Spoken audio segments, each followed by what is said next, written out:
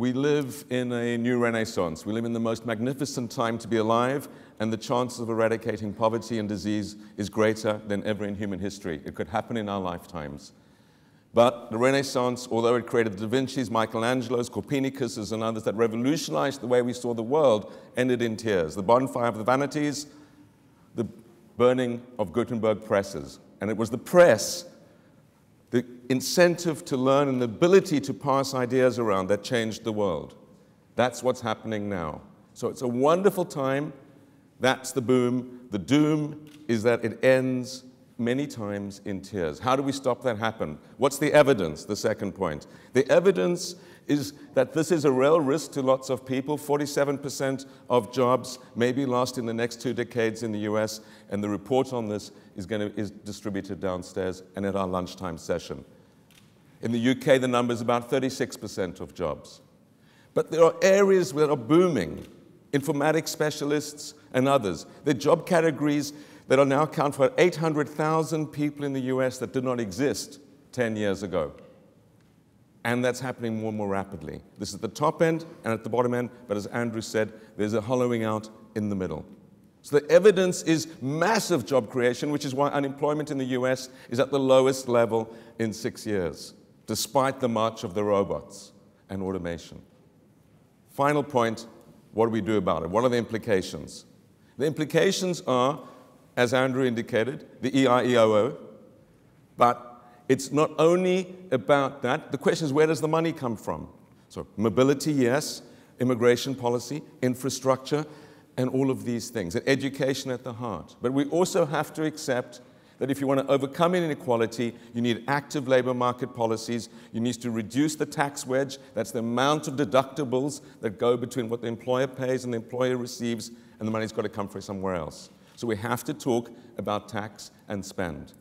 And that's also in all the economics textbooks. If you look at the contours of the world labor market, the fault lines are everywhere. The world labor force is now 3.2 billion strong. More than half of them are in informal, vulnerable, non-contractual arrangement work. And as Amy said, 1 in 3 are surviving on less than $1 a day. We have levels of income inequality that we've not seen since the 1920s. The boom has been for the 1% and the 10% of the population. Wages have stood still for 3 decades. Our economies are essentially wage-led. We're in deep trouble in our labor markets. Therefore, when we look forward at demographic trends, we need to create something like 1.8 billion jobs just to stand still up to 2030. We have a situation where we have a current jobs gap from the crisis, 2007-2008, of something like 60 million today. We need to create 280 million jobs by the year 2020. Our labor markets are in deep trouble. The sense of fairness in our economies is in deep trouble. People do not trust those either in the political world or in the business world. And this is fundamental to the political health of our communities, in addition to being bad for our health in any case. There's one word I'd like to see coming out of this conference: solidarity. What is the new sense of solidarity in this revolution that is in front of us when we have half of the world's workforce basically surviving on grains? And this requires, Jean Jaurès said, we should take from the altars of the past the fire, not the ashes. And the sense of that is that in the face of disruption, we need to have a social safety net. If we're asking people to work in 14 different jobs during the course of their life, which is what the statistic says, we have to destigmatize unemployment. If you're unemployed today, you are lazy, no good, you haven't tried. We're going to have to change the culture of how we think about unemployment and what that social safety net looks like. And that if you are unemployed, it's not because you have necessarily failed or not worked hard. People need a helping hand. We only spend 1% of national budgets on active labor market policies, and it's actually declined since the onset of the crisis. There will be a new conversation about distribution. The level of wage share is in free fall. This is not sustainable for our economies, for your business, and for all those young technological entrepreneurs. We need to have a sense of distribution in terms of collective bargaining in one sense, labor standards in another, and to legislate for a living wage.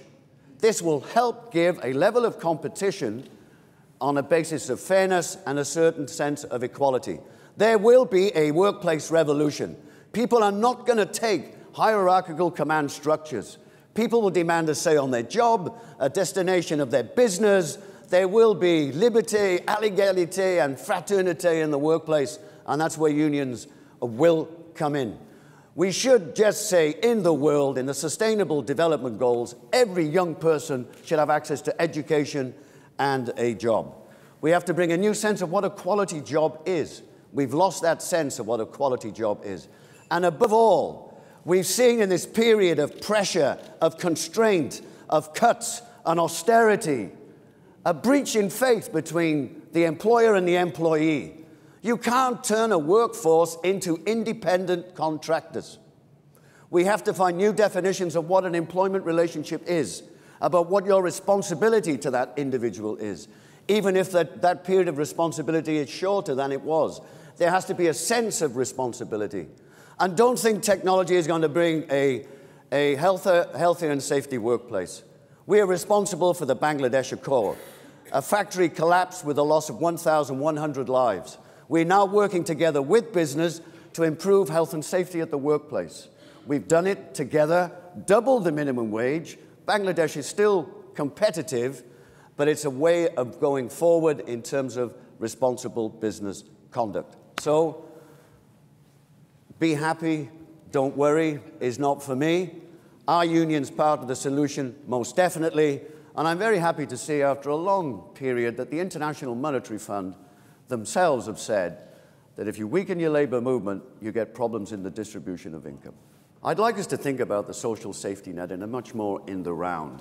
You know, the social safety net is seen saved from destitution, putting some pennies in people's pockets so they can actually put food on the table, which in many countries they cannot. A social safety net looking forward has to lift the wage share. It should be part of the social and economic policy of a nation to try and lift the wage share. This will help economic growth. If you couple that with public investment, we can create millions of jobs. A social safety net, I would say, is also investment on climate change. We know that this is a potential job creator. We also need to think of a social safety net in terms of learning and opportunity that goes through someone's lifetime. We're still stuck in this kind of learning finishes in your early 20s, and maybe there will be some adult education down the track. We have to make this a permanent feature of life, which means different dynamics in the education industry, but at least a social safety net should have this strong learning element within it. And a social safety net as well is to bring back a sense of solidarity and fairness in our economies. This level of inequality is bad for growth, it's bad for community, it's bad for individuals' health. And therefore, there has to be another understanding to bring back that 1%. There has to be a gravitational pull on that 1% to bring back that sense of fairness, and I would see that as part of a social safety net as well.